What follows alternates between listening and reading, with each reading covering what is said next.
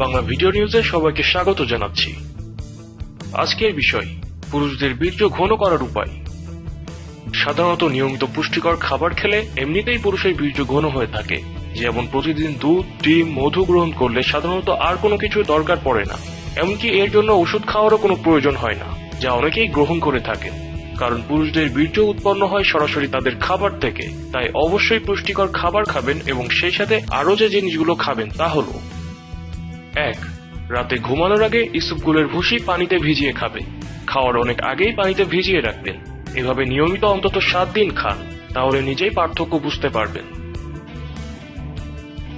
2. আপনি প্রতিদিন 2 বেলা খাবার পর 1 চা চামচ করে মধু খাবেন। আশা করি 1 সপ্তাহের মধ্যে ভালো ফল পাবেন।